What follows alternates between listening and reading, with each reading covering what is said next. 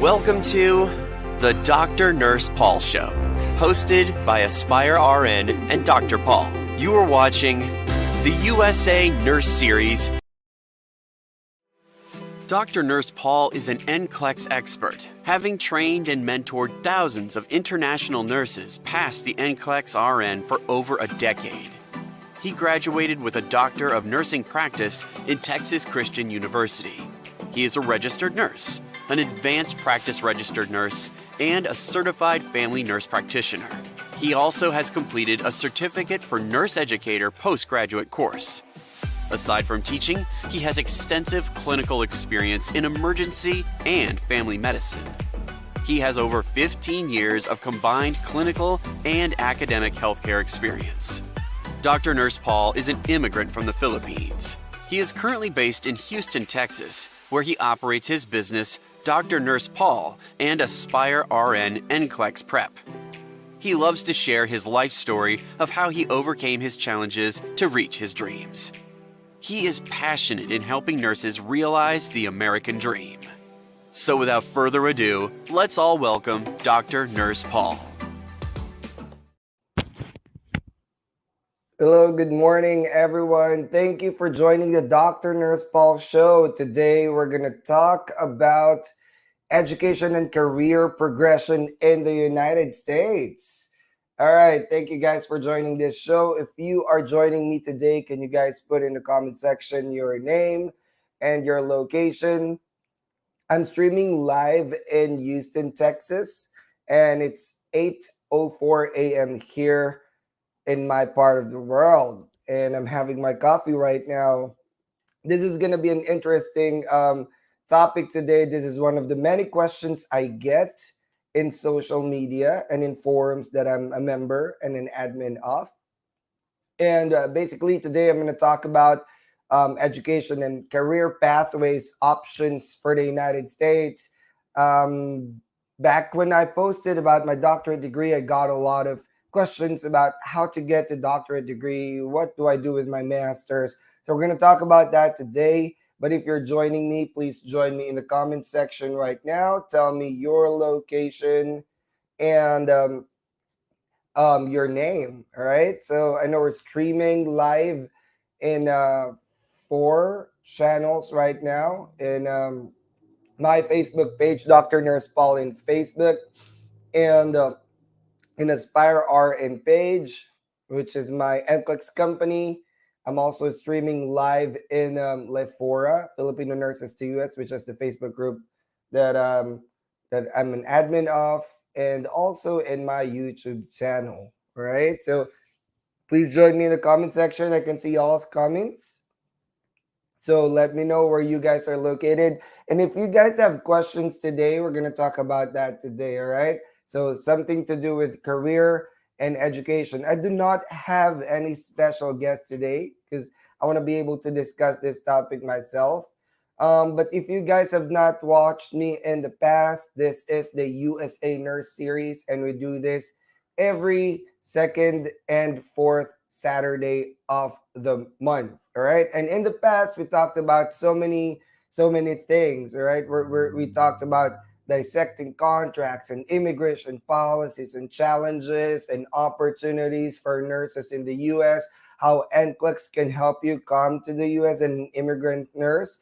And we've also talked about culture shock and work fatigue, all right? And so many other things. So if you guys have not watched one of my shows or you've not watched one of my past episodes, please do log on in YouTube. Find the Dr. Nurse Paul Show. I have a huge playlist there under USA Nurse Series, and you're going to see all the episodes that I did, all right?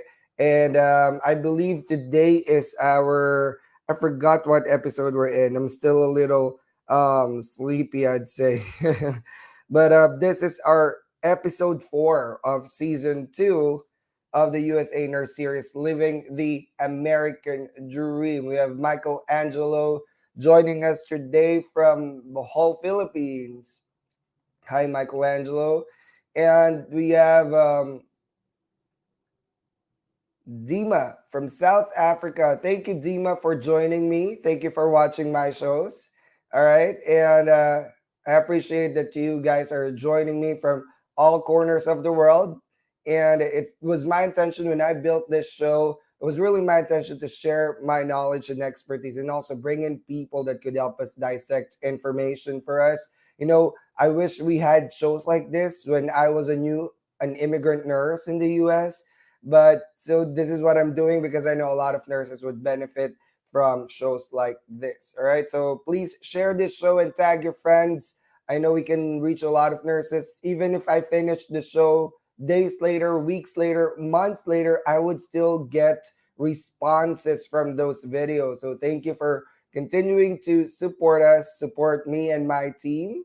And we have Mai Chi, and she is in Thailand. She's a teacher. Thank you for joining us today, Mai Chi. And we have Lee coming in from Trinidad and Tobago. Wow, one of the countries that I want to go to here in Central America. All right, very, very nice country. Thank you for joining us today, Antoinette, one of the people that always watch my show. Hi, Antoinette. Thank you for joining me from the Middle East. Cindy from Saudi Arabia. Catherine is joining us in YouTube and she's working in UAE. We have another user from UK. So we're all over the world today. We have people from Europe, from Middle East, from the African region, South American region, North American region, and of course Asia. So we're covering 5 continents today. One user is from UK, London, and Rayana said, "Hi, Dr. Nurse Paul." Fia Max says, "Hi, Dr. Nurse Paul." Hello. And Remy said she's watching from Dubai. Thank you guys for joining. If you guys can do me please a favor, share this to your pages and tag your friends so we can talk about, and I mean we can bring them in and help them out with information that they might need in the future, or that might help them decide if they really want to be an immigrant nurse in the United States. All right, so a little background about myself for those that have watched my show the first time. My name is Paul, and social media, my name is Dr. Nurse Paul, DNP. That's also my title as a nurse. I'm an immigrant nurse here in the United States. I'm already a US citizen. I've been here for 6 years. And one of my advocacies, so I do have an NCLEX company. I'm a next-gen NCLEX expert. I do my classes under my own company, AspireRN.com. You can see that in my social media pages. And thank you to my Aspire RN team for helping me out put up this show. They are my host for today. And aside from that, one of my advocacies is to put up shows like this for information sessions for nurses. Like I said earlier, I wish we had shows like this when I was a new immigrant nurse. But there was not a lot of resources back then. So I volunteered myself as an admin to one of the biggest immigrant nursing groups in Facebook, Lefora Nurses to USA. Anyone here member of Lefora? We already have 183,500 members to date. And when I became an admin, there were about 30 to 40,000. When I joined that group, there were about 4 or 5,000. It keeps growing by the minute. And I was like, you know what? I could serve more people and I could, make use of my time very well and productively if I could just put in a show and they can join me in the show instead of just replying to one people at a time. And it will limit my time to really reach out more people. So by doing shows like this, I'm able to reach more people. I'm able to reach you and your friends and people who follow me in social media to do information sessions where I could share my expertise or other people's expertise, my friends and experts from different fields of nursing or related industries that could give us the information that we need, that you guys need eventually when you move here to the United States as an immigrant nurse. And we've covered plenty of stuff already in the past shows this year in season 2. We've been talking about living the American dream. We talked about the first 3 months in the USA. We talked about culture shock and work fatigue. We talked about different types of contracts, different types of jobs as a nurse. What are we going to look for as a nurse? And today, one of the things that I would love to really talk about, I was contemplating of bringing in another speaker, but I feel like I want to talk about this topic myself. All right. So I want to talk about this thing myself because this is one of my favorite topics. And a lot of people are asking me this question anyway. So I would want to be able to answer this myself. And you guys, the comment section is open. All right. I can see all comment section from all the 4 channels that I'm streaming live into. And I can answer your questions today. So please make sure that you get your questions ready. All right. And thank you guys. We have more people coming in. Thank you, Romeo, for joining us from North Dakota. Wow, there's a winter storm there. I hope you're doing okay. All right. And please bundle up and stay warm. We also have Mark joining us today from Palawan, one of my favorite island destinations in the Philippines. And we also have Rukia joining us from Taif, Saudi Arabia, and Mila joining us from the Kingdom of Saudi Arabia. And thank you guys for joining the DrNursePaul show. We're about to start today. We're going to talk about U.S. education and career pathways. Okay? So now let's continue. Please share this to your pages and tag your friends. Okay? So we can reach more nurses out today. And thank you for everyone that's joining us today. Right now it's 8 a.m. In the United States in Central U.S. time. So I know we have varying time. We have someone from Edinburgh, Texas. Hold on, I cannot see who this is. Let me open Lefora because you might be joining from Lefora. And I would not be able to see your name. It will show to me as Facebook user like this. So what I'm gonna do is I'm gonna open that stream live from Lefora. Oh, that's her name is Noemi. Noemi M. Lantrio. Hey Noemi, just quick FYI, I started my career in the United States in Edinburgh, Texas. So enjoy Edinburgh. Lots of delicious tacos. Let me know if you guys have questions of where to go, what to do on your free time. I love Edinburgh. I started there, Edinburgh, McAllen, and I worked there for 3 years, and I love that area. That's where I learned my Spanish, and I loved working there. Very nice community, lots of Filipino people, lots of really nice and warm Hispanic people who treated me like family. We have someone watching from Saudi Arabia. Evangeline, thank you. I'm looking at another screen right here on my side. Kenya Red is watching us from is this Bangkok, Thailand? Yeah, Bangkok, Thailand. Thank you for watching us from Thailand. All right. Without further ado, we're going to talk about education and career pathway. Again, thank you for joining the Dr. Nurse Paul Show USA Nurse Series, Living the American Dream. This is Season 2, Episode 4, Education and Career Progression in the United States. Okay? And for today, we're going to talk about education first. All right? So for education, let me zoom that in. Okay? We have 2 major advanced educational degrees for nurses. This is either master's degree track or a doctorate degree track. Now, some people would prefer to do master's. Some people would prefer to do doctorate. Let's talk about the difference first, all right? And why is it important to have advanced degree? As you all know, I have my master's degree.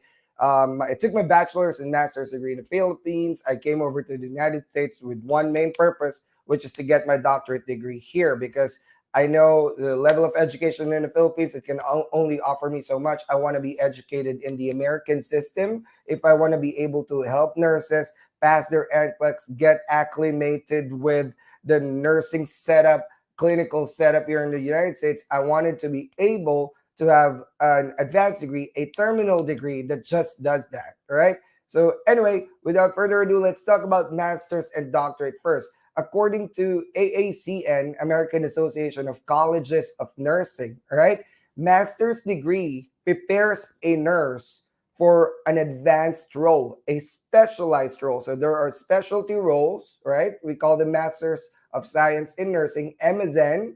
And MSN is, I know in the Philippines, my master's degree is MAN, Masters of Arts in Nursing. If you guys have that, the main difference between a Master's of Science in Nursing and Master of Arts in Nursing is that arts or Master of Arts in Nursing, MAN, is thesis or research based. So that's why my master's degree is research based. But here in the United States, the master's degree are science in nursing, which means it's practice based, all right, or specialty role based, which means if you take an MSN, there is an attachment to your degree of what population or specialty role you are practicing. Because if you are a nurse, an RN, you do your bachelor's or associate degree, you are already should be at the entry level to competitive level of being a nurse. Eventually, you want to move in to become an expert nurse based on Patricia Benner's level of nursing, right? So after competitive, you go to proficient and master's level. At the proficient and master's level, you want to be doing master's degree because at one point as a nurse, you would have reached the maximum. The what's this? The lid. I call it the lid, like the top. So you've already been practicing as a nurse for 10, 15 years. You've been doing the same thing, same scope of practice, same tasks every day, same role every day. So there's no more left to do other than keep doing the same thing that you've been doing. Now, for some people, they want that. But for other people, there are these people that want to do more, that want to learn more, that want to advance further. So master's degree is your option. All right. So again, in the States, we have MSN, Masters of Science in Nursing. It's non-thesis based. It's practice based. But then again, there's a requirement for you guys to like do something before you finish your master's degree, which is like a capstone project or a quality improvement project, just like what we do in doctor of nursing practice, right? And then, of course, the other option is do doctorate. Now, they say after your bachelor's degree, you can take masters. You cannot do your masters without your bachelor's degree. So, main issue here in the United States because some of the nurses do not have bachelor's degree, they have associate degree, and they're able to practice as a nurse, which is okay. But before they could do the master's degree or doctorate degree, they have to have a bachelor's degree first. All right. Now, before the idea is before you do your doctorate, you do your master's first and then you do your doctorate. But that's not the thing now. Here in the US, there are programs that bridge you from bachelor's degree directly to doctorate degree. So there's no need to do masters. You can bridge directly to a doctorate degree. Now, doctorate degree is called the terminal degree, right? So when you say terminal degree, it's the end point of your academic degrees in a certain industry, in a certain specialty or a discipline. In nursing, if you have a doctorate in nursing, that's the terminal degree. You are practicing at this point at an expert level. So yes, you still have advanced and specialty roles just like the masters, but the doctorate degree prepares you as an expert in that specialty field that you're doing. We're going to talk about that in a little bit. All right, so hang on for a minute. But doctorate degree again prepares you as an expert nurse, as a thought leader, as a nursing leader, as a transformational nurse leader, all right, in your certain or designated specialty or population. All right, so it could be in leadership, it could be in research, it could be in specialized advanced nursing role. So what do you guys think? What are you gunning for? Master's degree or doctorate degree? Either or, because you can take master's degree here in the US and it's going to be like 2 years or 3 years, or straight to doctorate degree, which is 3 to 4 years. All right. I already had my master's degree in the Philippines. When I came over here, my option is to do directly to do the doctorate degree or do a postmaster certificate. But I didn't want to do postmaster certificate because I want to do an advanced role like what I am right now, family nurse practitioner. I could do that for a year or two. But I told myself if I'm going to do a postmaster certification for 1 to 2 years, I'm going to do the doctorate directly because that will make me do it for 3 to 4 years. That will save me plenty amount of time versus doing postmasters first and then doctorate first. I wanted to have a doctorate degree anyway. So I went on to do doctorate myself. All right. And we have Cecil joining us from New York. Hi, Cecil. Thank you for joining us today. And please tag your friends, share this to your page. Thank you guys for joining us today. All right. And we have Sherry joining us from Riyadh, also in Saudi Arabia. We have a Facebook user from Davao. For whatever reason, my iPad is not letting me pull the live comments from this page from Lefora. I don't know how to do it, but I could not pull it. But probably in my phone in a little bit. Okay. And is master's degree taken from Europe accredited in US? Possible, yes. I was able to get my. It's not really called accredited. It's called I forgot what it's called. We do credential evaluation to match. All right. So if it's inline or matching the master's level in the US, it's not really accredited because accreditation is only for US, right? Which means if you're going in a US school, there must be an accreditation like CCRN or AACN, right? Very good. Thank you, Romeo, for helping me with the word. It's called equivalency. Thank you. So I thought I've made a blog post about this before, but that's a term. It's too early for me, guys. So I'm just forgetting some of my words. But thank you, Romeo, for helping me out. The correct word is equivalency. It's not accreditation, which means the schools outside US are still not US accredited. They will not be US accredited because they're not here in the US and we follow different rules than other countries. But what we do is equivalency, which means if I took my master's in the Philippines, when I moved to the US, is it still considered master's degree? The answer is yes. Most of the countries, their master's degrees are equivalent to the United States master's degree. Now, there's many ways to do that to figure out yourself. You can enlist a credential evaluation company like CGFNS or Worldwide Education Services or IERF or ERES or Joseph and Silney. Please look at equivalency services for US, right? And there are accredited equivalency providers, right? With WES, I think I paid less than $200 back in 2017. That was my first order of business. As soon as I got here in the US, within the first month, I was already having my transcript evaluated, and I got the result in a month that says my master's degree is equivalent.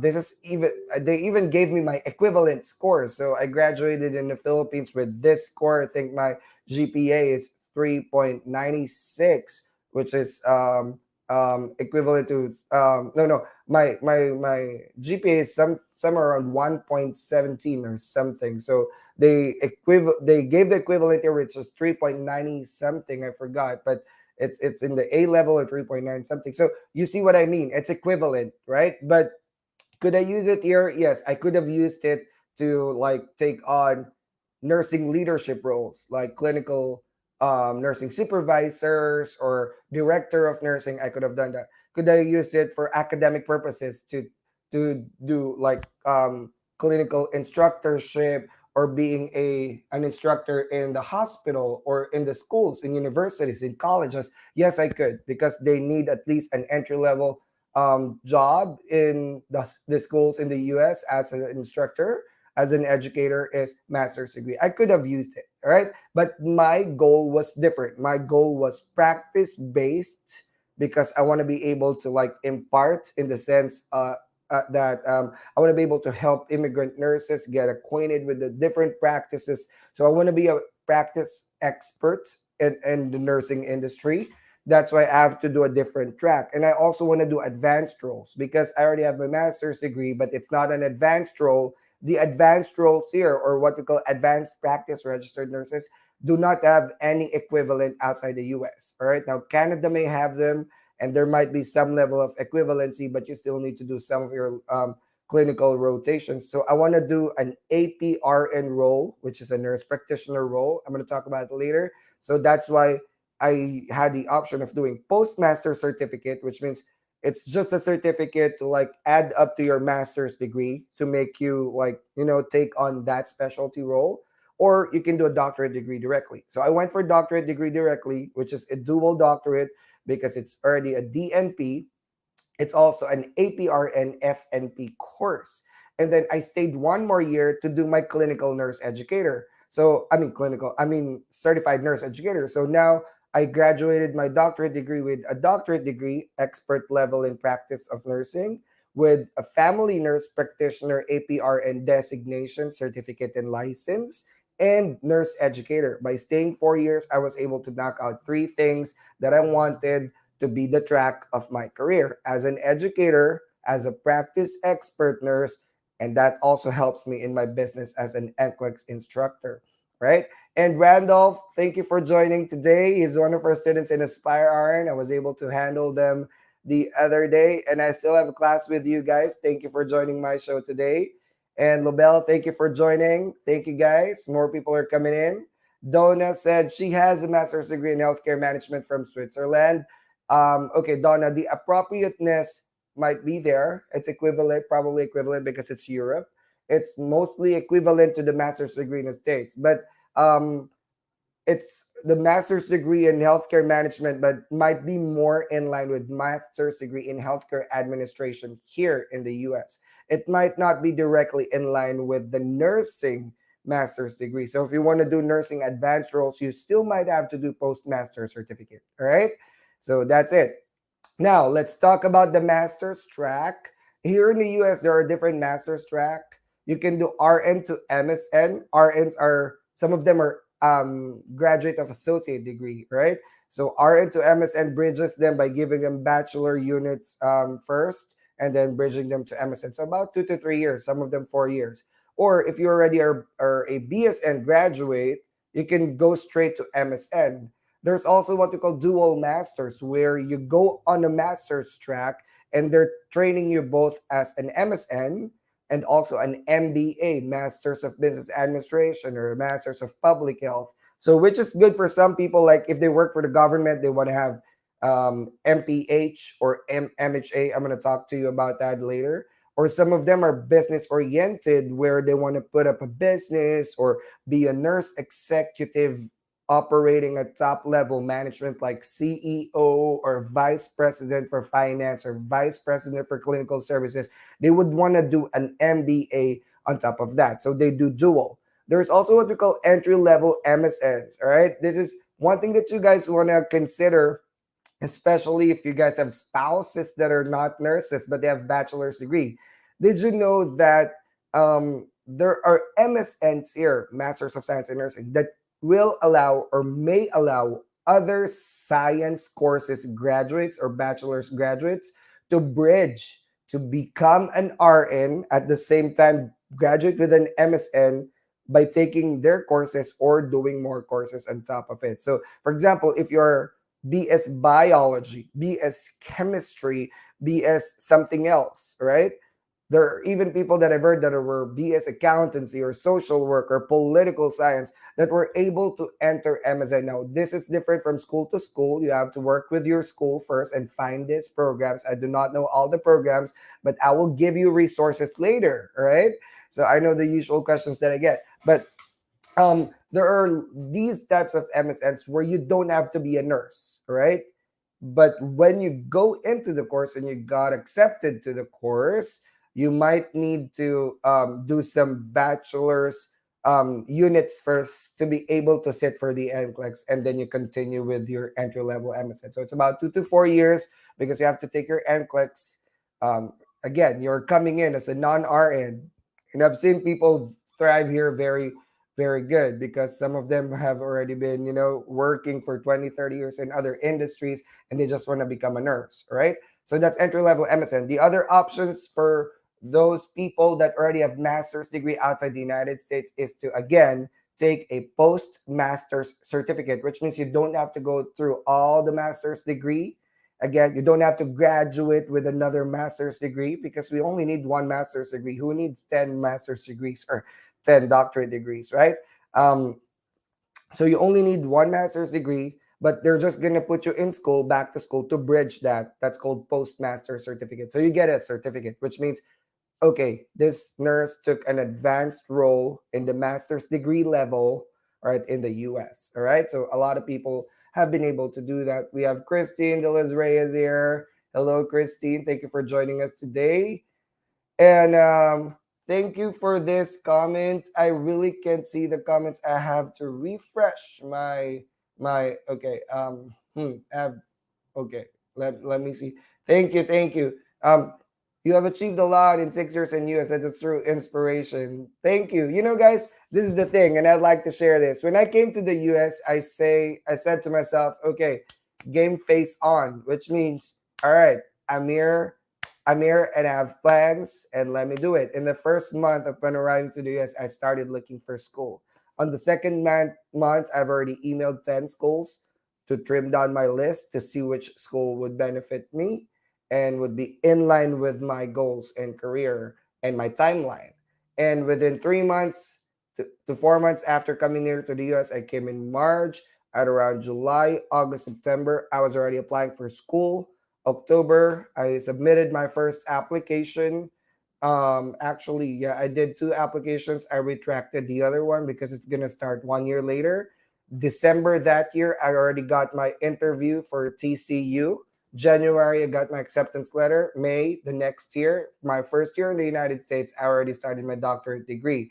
I could have waited longer, but I have a timeline. And I'm a little hard on myself with things like this because I'm a very goal oriented person. I wake up every day thinking, what's my goal for today? What's my goal for this week? Right. So that's how I do it. But I mean, it does not have to be that way for other people. We all have our own timeline. Everything happens for a reason. If you got set back for a bit because of certain issues, or you have to sit down for a minute and you couldn't do your master's and doctorate degree, that's okay as well. All right. So don't worry about it. Just write down your goals and you're gonna get there. All right, just keep working towards it. Now there are different MSN roles. Remember, we talked about master's degree being specific and specialized, right? So you don't just do master's degree for the sake of it. Master's degree meant for you to have a certain level of specialty in an advanced role or advanced responsibility or scope. So one of the most common Amazon roles are clinical nurse leaders or CNL, and then there's certification for that as well. Nurse administrators, right? Nurse educator. So that's one of my certificate, postgraduate certificate, nurse educator. So I don't have to go back to school to do nurse educator. In fact, I'm eligible to sit down for a certified nurse educator exam, which I want to do very soon, but I'm busy with Aspire RN and next gen NCLEX. There's just so many demand for me to talk about next gen NCLEX. And of course, I'm focusing on my students as well to help them pass the NCLEX. Public health nurse, nurse informaticist. This is one of those booming roles because there's so many needs for nurses that are, technologically savvy because we have big data now. We have data analysis or data coding and so many stuff. Like most of our jobs here in the US are connected to information technology, which makes use of technology like computers and computer applications and web designs and web applications and APIs and so many things like that. So nurse informaticist is one of those roles, and they have so much needs. All right. Now they're hiring chief clinical informaticist or chief information officer, CIO, because you know how information technology is very important in businesses right now. And these are nurses with MSNs in nurse informaticists. And then we have the APRN roles. APRNs are divided into four, or advanced practice registered nurses. And APRNs are licensed with a second license we call APRN. So you're not only an RN, you're also an APRN, right? So you drop the RN title because now you can use APRN, which means you're both an RN and advanced practice RN. Advanced practice RNs are divided into four roles. The certified nurse practitioner, and certified nurse practitioners have specialties following the medical specialties, just like with the physician, because we work with physician, we're non-physician providers. We prescribe, we can work in the hospital, we can work in the ER, we are providers, right? So something like that. So we have, for example, we have family nurse practitioner like myself. I could also do emergency nurse practitioner. There's pediatric nurse practitioner. There's women's health nurse practitioner. There's psych nurse practitioner, cardiovascular nurse practitioner, adult gerontology, acute care nurse practitioner, adult gerontology, primary care nurse practitioner, pediatric primary care nurse practitioner, so many roles. All right, oncology nurse practitioner, nephrology nurse practitioner, and pulmonology nurse practitioner, critical care nurse practitioner, so many other specialties. And then we have certified registered nurse anesthetist, right? One of the booming roles.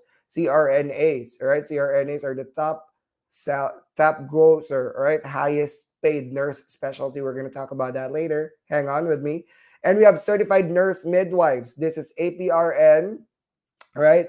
Of course, in the absence of physician, or we have still have physician shortage, nurse midwives can deliver babies, all right? And that's an APRN role. I know some of the people in the Philippines are both registered as a nurse and a midwife. You cannot practice the midwife part. You have to have a master's degree designation, sit down for the boards, pass the nurse midwife exam here, and take your licensure or apply for licensure as an APRN. If you practice your midwife status from the Philippines here in the US, you're out of scope and they can sue you and they can cancel your RN license too because you're working out of scope. Remember, here in the United States, to prevent lawsuits, it's all about you working within your scope. You want more scope, you want advanced scope, you want to go back to school for that and follow the guidelines. All right. So in that case, you have to have your APRN license and do another school. All right. There is a certified nephrology nurse practitioner and they work with nephrology doctors. Yes. All right. And they function as just like how nephrology physicians would work. All right. But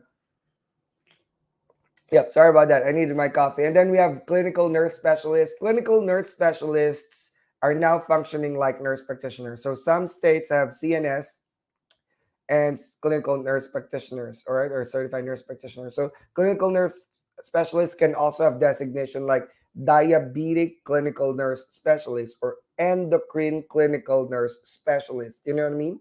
So it's like endocrinology. So they can also prescribe medications in certain states, but they're the nurse specialists, more advanced roles. They can perform advanced tasks or advanced procedures that nurses are not allowed to do because of the scope of practice. All right. So those are the Amazon roles. Anything, guys, that you are interested with, what you guys think you like. All right. So that's what I did. When I came to the States, I list down all the roles first. And I was like, what do I want here? I already have my MAN, Master's of Arts in Nursing in the Philippines.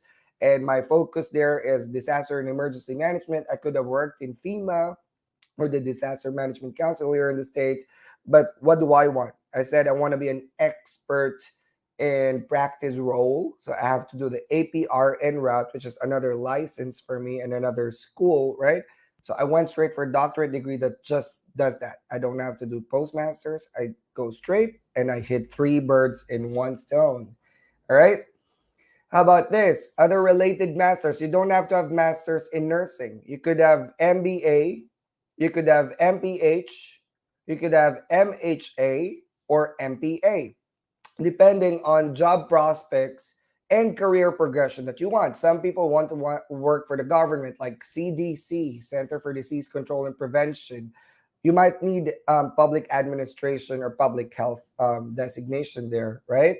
Some wants to work as a nurse executive, like a CNO, Chief Nurse Officer, Assistant Chief Nurse Officer, Nursing Supervisor, Safety and Infection Control Director, Quality Director, Risk Management Director, and these are nurses. You could have health administration, right? Or you could be in the business side. You can be a business administration, right? There was a question in Facebook, did you fund your education and tuition fee yourself? We're going to talk about that later, okay? I would have another slide for that. We're going to talk about that later, okay? All right. And hello, somebody says I'm from the Philippines. I couldn't see the name because I could not pull out the comments here, but I will soon, all right? Anyway, let's continue, guys. Any questions so far about the master's degree? Because we're going to move on to the doctorate degree. All right, let's talk about the doctorate degrees here in the US. I've only picked the 4 stuff that are 4 different doctorate designations appropriate for the roles that we have here right now. There are many variations of doctorate degrees in the past, but we're trying to trim them down so we can focus more on a few than too many, right? So of course, the longest type of doctorate degree that's been there for many, many, many years is PhD, or Doctor of Philosophy in Nursing. A PhD prepares you to be an expert in nursing research and nursing science. So you are an academician. you are a researcher, you are a nursing scientist who likes to do research and put out new theories or study a new management if it's working or not, or dispute or refute other studies that were done in the past. So you are this type of a doctorate. So it's academic based or research based. Doctor of Nursing Science is similar to PhD. It trains you to become a nursing scientist, a nursing researcher, an expert in nursing research or nursing science. So the goal of nursing researchers, PhDs and DNS, is to generate new ideas, new thoughts, refute old ideas or new old thoughts, old management. So their goal is to continuously check, are we still doing evidence-based nursing? Are we still doing things that are evidence based, or maybe this management is no longer working? Like now in cardiac arrest, they say, okay, if it's a systole, we can now put a patient in a different position to do CPR. That's evidence based. Somebody did the research for that, right? There are many evidence based procedures now that we've changed. Whenever I teach my nurses classes and I ask them something, they would still know something from the past that are no longer being done here in the US, because we keep changing the evidence-based nursing. That's what PhDs and DNS do. They regularly check and make sure that we're updated, new ideas, refute or change old ideas, right? DNPs, that's my degree, Doctor of Nursing Practice, prepares you to be an expert in the nursing practice. Now, here comes the roles again, because you can be a DNP in nursing leadership, just like the MSN, it's the same roles. DNP in nursing administration, DNP in nursing education, DNP in nurse practitioner, DNP in as a nurse midwife, DNP as a clinical nurse specialist, DNP as a nurse informaticist. So these are practice roles.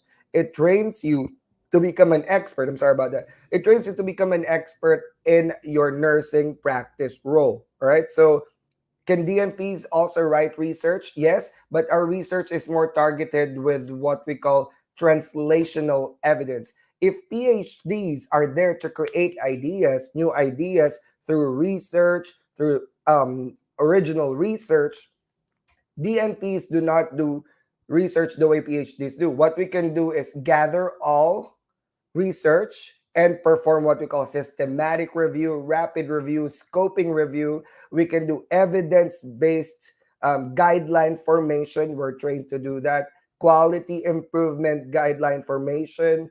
And we do translational evidence, which means we want to be able to get those research done by our PhDs and DNS and convert them, repackage them to make a new guideline. So we're the evidence-based practitioners, right? So the purpose of being a DNP is to prepare you to become a nursing practice expert, nursing practice leader. So that's my level of education, and also helps me with my NCLEX classes, because we're preparing nurses to become to become ready for clinical practice. And now with the next gen NCLEX, we prepare them for case studies and clinical scenarios as well. That's where my expertise comes in, because as a clinical nursing expert, as a nurse practitioner as well, I have a breadth and depth of knowledge to train these nurses to pass the NCLEX using the case studies. All right. So we're going from theory down to evidence-based medicine, and that's where I'm expert with. And DNAP is expert in nurse anesthesia. So nurse anesthesia have moved on from master's degree. After 2022, they stopped offering master's degree anymore. After that, they will all nurse anesthesia students are going to take doctorate degree. So there's no more master's degree in CRNA. They now do DNAP, which is Doctor of Nursing Anesthesia Practice. So they're experts in nurse anesthesia.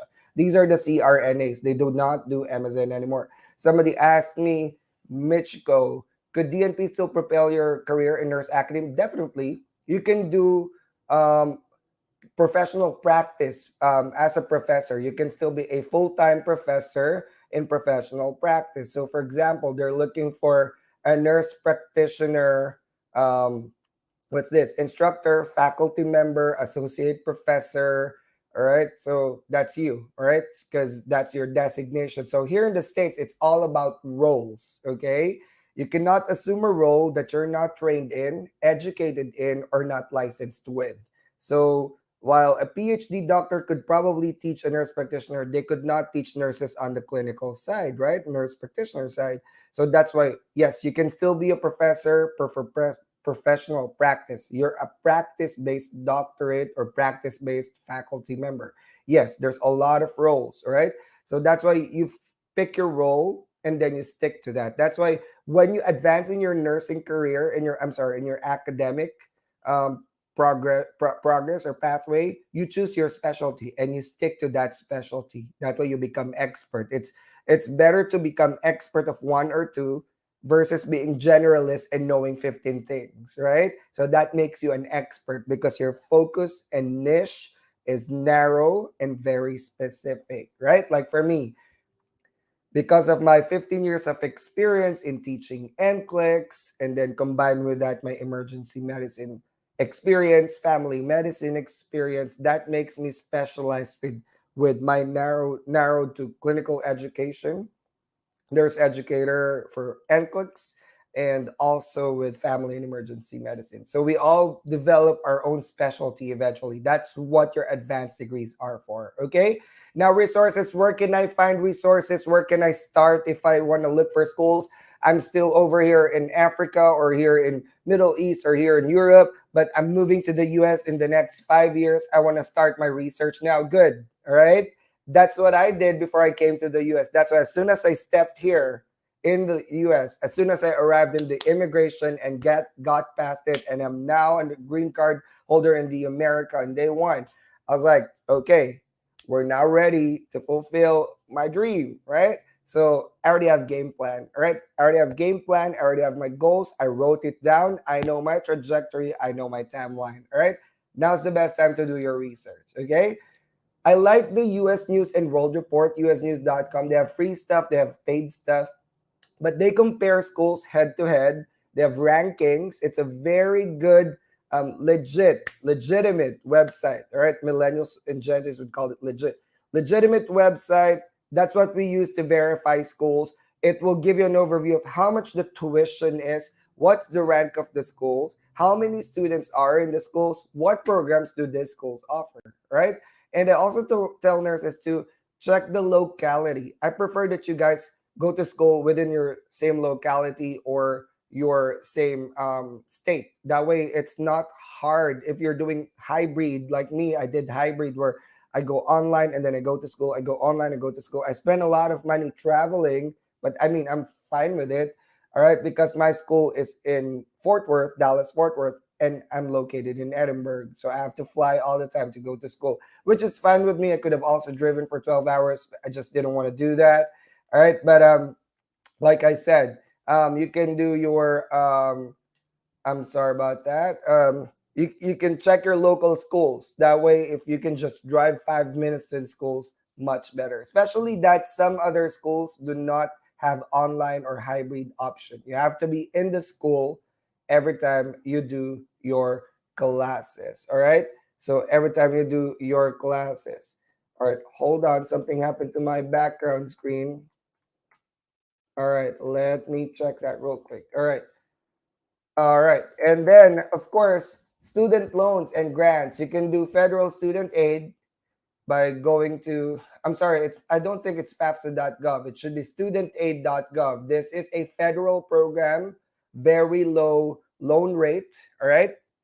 Very low interest rate, if you say that. And it's backed by federal government. So, during COVID, they stopped all payments for student loans and they said zero interest rate. You cannot charge students for interest during COVID. So something like that. It's backed by federal guarantee. Okay. You still need to pay it because it's a loan, but it's backed by federal guarantee. All right. And graduate nurses or graduate degrees can get student loans. Or you can also get grants and forgiveness programs. And the one that I like to tell nurses is go to HRSA, Health Resource and Services Administration. This department or administration is under Health and Human Services or Department of Health and Human Services. And they have a lot of federal funding, grants, scholarships and forgiveness programs. Or you can actually fight for scholarships too. There's a lot of scholarships for immigrants, for minorities, for people of color like us. So there's a lot of scholarships as well. All right. So with me, I took the what we call Nurse Faculty Loan Program, NFLP. That's one of the fundings offered by my school, granted by the government. So each school would have had grants from the government. Not all schools would have grants. So that's also one thing that you look at. You do not only look at what the schools are offering, all right? If those schedules for the classes match your goal, but also, do they have funding from the federal government? Is it federal government backed? Are they going to give you student loans, or do they want you to pay in cash? I would not want to be paying in cash. All right. But yeah, so I do the nurse faculty loan program, and they pay certain amount of my school for every year that I work as a faculty nurse. All right. So eventually, after 4 years, they would have paid out 85% of my tuition fee tax free, and I'm only gonna pay back 15%. All right. So it's a government program, very good program. It's a forgiveness program, but service oriented. So there are many things like that where if you work 2 years as a nurse practitioner, we're gonna pay 50% of your student loans. If it's 40,000, we're gonna pay 20,000. If it's 100,000, we're gonna pay 50,000, right? But I you can just guys check TCU, Texas Christian University, and you can check the tuition there. But it's a very expensive school, one of the most expensive in the United States. Okay, my tuition there without the government grant, and I didn't pay anything. In fact, the student loan are not even appearing on my credit report because it's not listed under me. It's listed under the government. All right, the government will just hold me accountable if I don't do my service. Right. To cut it short, it's not even listed in my account as a student loan. So if you check my credit report, I don't have student loan because I have a grant from the United States government, right? But the tuition in TCU is $40,000 a year, $30,000 to $40,000 a year, right? $30,000 to $40,000 a year. Somebody asked this question, and I think this is very important. Will I stop working when I go to school? Just in case I go the route of CRNA, what is the required years of experience? LaBelle, let me tell you one thing, all right? The strictest specialty role for nurses is CRNA, all right? You have to stay in school for 2 to 3 years, some of them 4 years, okay?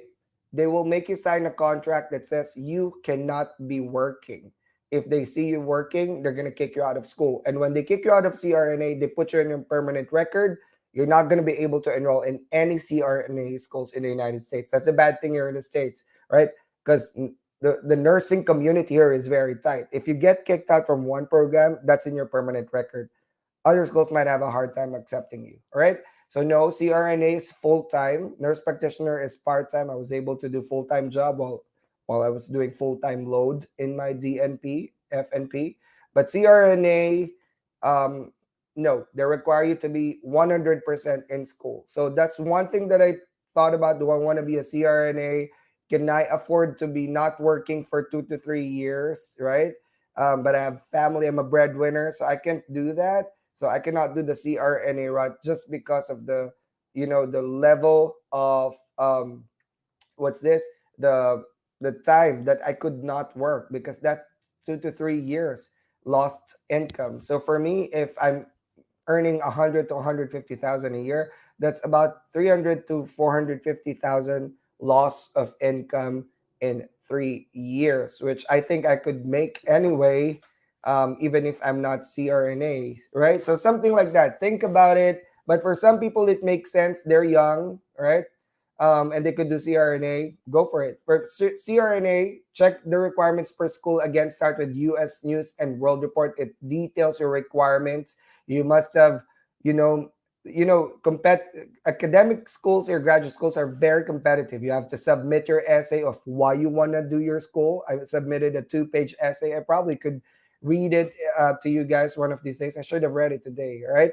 But anyway, to cut it short, guys, it's what's this? It's full-time school, and you have to have at least 2 years ICU experience. All right, 2 years ICU in the United States. All right, they're very strict with that. Anyway, 96 specialties. I'm running out of time. I'm having a good time explaining academics here. I should have made this a separate show. But according to Johnson's & Johnson's, nursing.jnj.com, there are currently 96 specialties for nurses. That includes APRNs. 96 specialties and counting, all right? So if you think, I don't like medical surgical nursing, I'm going to try ER. Oh, I don't like ER. Let me try skilled nursing facility. Oh, I don't like it. Guys, don't worry. You have 96 options to choose from, all right? So go to nursing.jnj.com, start reading, and start figuring out what role you want to take. And of course, you also want to check how much are these specialties earning, right? So now, there are top 5 RN employments here in the United States. The top 5, according to Bureau of Labor Statistics, are medical, surgical, hospitals. These are employment settings. Hospitals. Second is offices of doctors. Third are home health care services. Fourth are outpatient care centers. And the fifth are nursing care facilities. So you see, guys, 1.7 million. There are about 3.1 million nurses here in the United States right now. 3.1 million. And we still need more. We need 200,000 nurses every year. And they said by 2031, there will be 1 million nurses that will be retiring. There will be 15 million, I think, more people above 55 that would need geriatric care, and they might be in the hospital. So we need you guys, right? But 1.7 million, more than half of nurses in the United States work in hospitals. And that's where we make the most money, all right? Hospitals. Check my TikTok. And one of the posts I did in the past, I said, we Medscape just released the 2022 nursing pay scale report, all right? So watch my TikTok and it's there. Top 5 states with the highest RN employment. You might be interested to know what states have a lot of jobs for nurses. California being the top destination for many nurses, both Americans and immigrant nurses. So if you guys are an immigrant nurse and you want to go to California, let me tell you this. You're not only competing with other immigrant nurses, you're also competing with 100 to 200,000 nurses that are passing the NCLEX every year, okay? So everybody wants to go to California, but there might only be one spot and there would be 500 nurses applying. Try to look in other states first, all right? Because otherwise it's just going to back you up waiting for an offer from California when your process could be expediting already and you're headed to the United States. And after 2 years, you can fly to California after you finish your contract, right? Texas, New York, Florida, Pennsylvania, these are the states with the highest nursing employment for RNs, both U.S. side and immigrants. Top 5 highest paying states. I get this question a lot, but again, highest paying is subjective, all right? Check the cost of living as well. You go to California, Hawaii, I've practiced in both those states, Oregon, District of Columbia, and Alaska, all right? So these are the top highest paying states for RNs. You might want to try that as well. Alrighty? And how about this? Top highest paying, I have another meeting. I'm sorry, guys, I need to wrap up. Top highest paying cities for RNs. Look, do you guys see something? Is there a pattern in the top 5 highest paying big cities for RNs? Do you guys find something interesting here?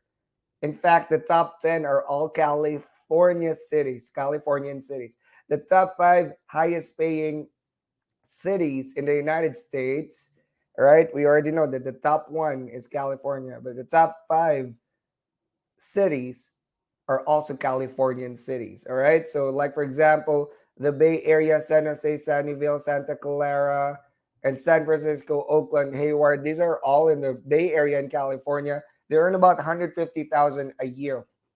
Okay, sorry about that. Oh, I want to sneeze. I'm sorry, guys. Something's causing me allergy today. All right, sorry about that. See, I turned red. But I know many nurses are earning more than this, especially my best friend in California, Mr. Marvin Delphine. So they're going to be like, that's too little. Okay, that's too little. All right. Vallejo, Santa Rosa, Napa, California, earning about the same. Okay. So high paying cities, that might be one of your destination of choice.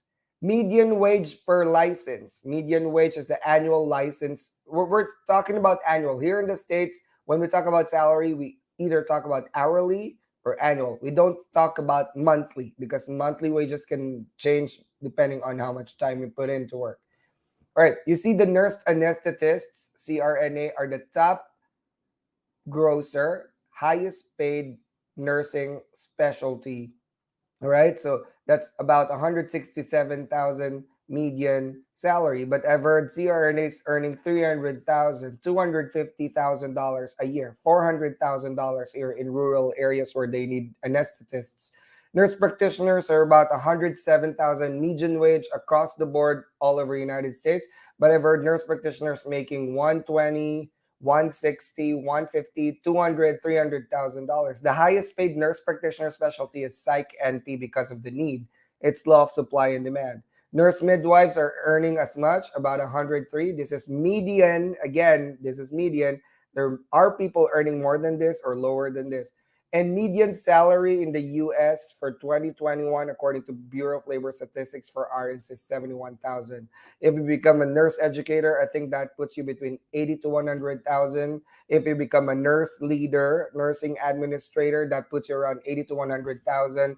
So the best way to do is to check these sources, job sites like Indeed.com, Glassdoor.com, LinkedIn.com, and Facebook groups. You can see the job offers there for nurses, for nurse educators, right? You know what I like about Indeed and Glassdoor? It also tells you how much they're earning in a year. So it's gonna compare to you like, okay, if you take this role, how much are the other nurses taking this role are earning? It's gonna give you a ballpark or a baseline, right? So for example, if you're gonna take this job, you need to make at least 80 to 100,000 because that's what the nurses taking this role are earning.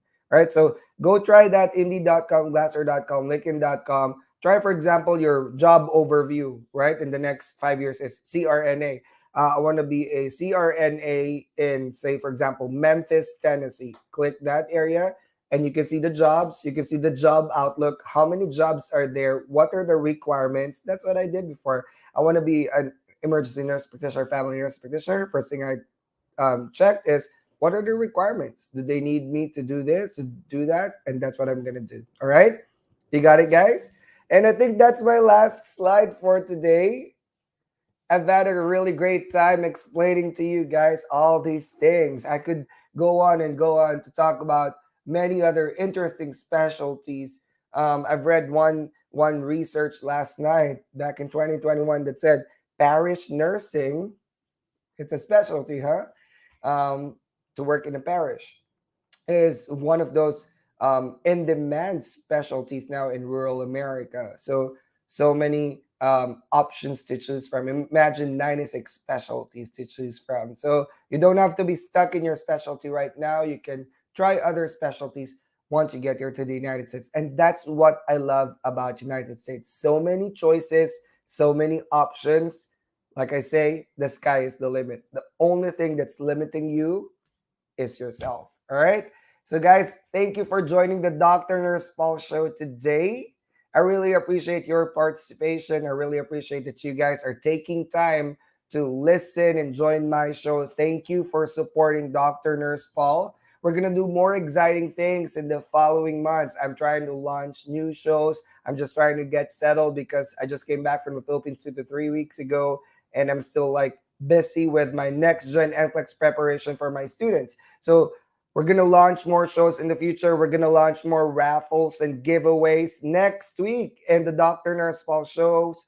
In the Dr. Nurse Paul show, we're going to do secrets of next gen NCLEX. And I'm going to teach you guys the tips and tricks or test taking strategies for the next generation NCLEX. And if you join me on Saturday, 8 a.m. Central Time, okay, there will be one lucky winner of the Dr. Nurse Paul method from Aspire RN next Saturday. There will be one lucky winner. So please watch out for the announcement in my Facebook group, in my YouTube channel, and in my social media. Please follow me in Instagram and TikTok and LinkedIn so we can link together And you guys update me if you have questions. All right, I'm trying to like get to as many messages as I can, but my team is already helping me because I'm already backlogged with messages. But please do keep in touch with me if you guys want me to talk about things that you're interested with.